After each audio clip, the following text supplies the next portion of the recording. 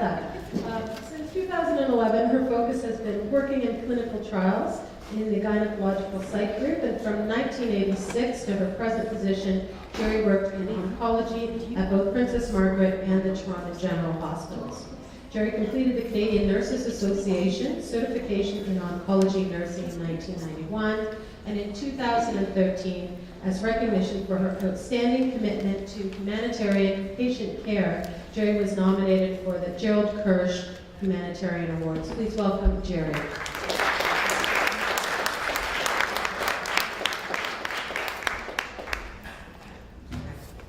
Thank you.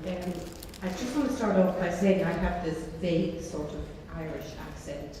So if I go to class, which I tend to because I'm Irish and passionate about what I do, just tell me to slow down because sometimes I'm hard to understand. So I want to thank Nikki and Lynn for honouring me and for inviting me to speak to you today. I have handed out what I'm going to touch on, just bullet points, and then I will talk about it.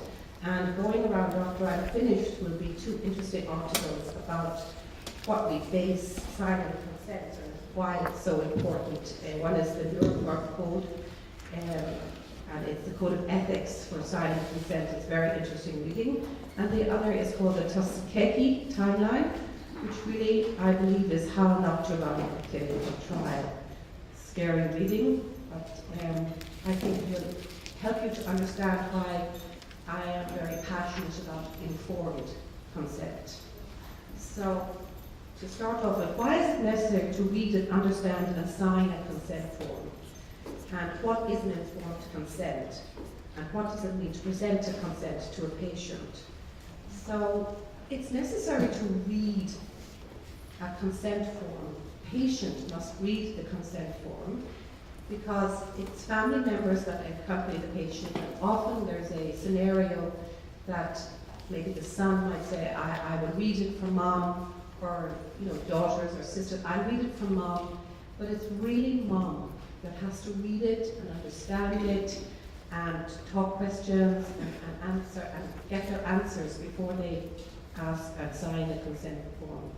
So that's why I call it informed. So you have read it and you know basically what you're heading in for, and you ask us questions about what is entailed in taking part in a trial before you sign the consent. A consent form is never signed at home, never signed in your lawyer's office and faxed to us, which happens on occasion, because we hand out the consent form and send our patients home to read it and then come back. And quite often, I'd say maybe 30% of the time, patients are excited and they sign the consent form at home, and then they come in with it signed. So we have to start again with a blank form, and it's important to realize because we, as the clinical trials nurses, and there's 5 of us, as you know, now 5 of us, growing. I think I'm hoping we'll have 6 or 7 soon, but we have to witness you signing that consent. So after we've answered all the questions, you will be hopefully informed about your signing. And what does it mean to present a consent to a patient? So our wonderful doctors, one of them who is here today, will talk to our patients, and it's a time of great anxiety, I believe, as a nurse. Pardon me. But you've just been told that perhaps you have not, perhaps you have an ovarian cancer or an endometrial or a cervix cancer, but we primarily relate to ovarian today, and you are invited, I love that word, to maybe consider a clinical trial. And sometimes your disease has unfortunately come back and you are again facing treatment, which is a very disappointing time for everybody, for the team, for the patients, for your family. And the doctors have told you this news that maybe you suspected or maybe you didn't, and then discussed one trial, sometimes 2 trials. And that's a very difficult time for the patient. And then they come out and ask us, the nurses, to go in and present the consent. So we go in with our consent, which is usually A main consent form can be up to 21 pages. So we do not read that with you. We condense it down and we try to tell you an overview, a brief overview of that consent, of that what's in the consent, what the trial is about. Is it a randomized trial? Is it a phase 1, phase 2, phase 3 trial? Is it standard of care with a targeted therapy? Is it just a single therapy alone? So it's a lot information for patients to receive. So I try to go my own personal approach is to break it down very gently and as easy as possible. The main consent will then be given to the patient to bring home. We do never, ever sign consent on the day that we present it. Having said that, there may be 1 or 2 occasions if the trial is about to close to accrual, meaning there's only a few more spots and the patient is very interested, we may say go off for 2 to 2.5 hours, we come back, we read the entire consent, we answer questions. It's very fast, it's not the most best way to do it, but overall the patient would sign that day. That's very rare. So we send you home with your consent, with our contact numbers, and then we will call you within a few days or get you to call us. But if you haven't called us, we might call you, being very careful not to say, hey, how about that consent? You want to get back here quick or anything. Just, it must be completely voluntary. So, and then we would often present you with optional consents, and they come in various forms. There might be a consent for extra blood for genetic testing for the company, or extra archival tissue for the company to do some more tests on it. And optional would be you do not have to sign that one at all, and you can still enter the trial. There may be another consent for PK sampling. So there's a lot going on in that room at the time of presenting. And PK sampling is to get your level of the drug when you're on the trial at different times, different days of the trial. So that is usually not optional. So as you can gather, there's a lot going on. So you go home and you read the consent. So, and your family members can get copies of the consent, or they can make copies. You can bring it to your family doctor. You can do whatever you like, look it up on the internet. But basically, the patient must read the consent. So what is in an actual consent form? Usually it starts with the name of the trial and an overview of the previous phases of that drug being used. There will be an introduction or what's the screening process mean, and I'll talk a little bit about that later. And there's also an area that tells you the number of visits and the time spent in the hospital. Tend to gloss over that one a little bit because we don't stick with the time. So you say about 2 hours in the hospital. Well, unfortunately, in Princess Margaret, we're good at time, but we're not working out all the time. There's an area that will tell you about some compensation for parking and transportation. There's contact numbers for the principal investigator and the ethics board at which you call an emergency. And number 5 is the most important. It tells you the side effects of the drugs you're going to go on. And I unfortunately put trail, but I was thinking that we are on a trail for discovery, so I'm not going to change that there. I apologize for that spelling mistake. So the side effects are what really scares patients. And it's written down because it's a little document. Every single side effect of the standard of care drugs, should they be there, or the trial drug, is written down. Most likely, less likely, rare. Can be 2 to 3 pages of side effects. Pretty tough. But we kind of break that down again and talk about the major ones and how we go about solving them should they occur. So I talked about the main and the optional consents. I just want to touch bases on some trials have a pre-screening consent. And I did run, and I'm still running one trial called the MK1775 trial. And that requires that your tissue is sent down to the United States, part of your tissue, to see if there's a mutation called the P53 mutation on that tissue. And then we can invite you to come on that trial. And I have a few patients on that trial. So that's kind of scary for patients as well, because they want to know what will happen if they don't have the mutation. Is my cancer worse? And that's not the case. Or why can't they go on the trial if they're negative for the P53, and even though the P53 was in their pathology from the hospital. So I have very interesting conversations with my patients. So that's a pre-screening, and the issue with that is that the patients have to know that that's kind of sign on the day. So, because we have to get the tissue out as fast as we can. So that's the only time that there's a pre-screening. So what do I mean by screening?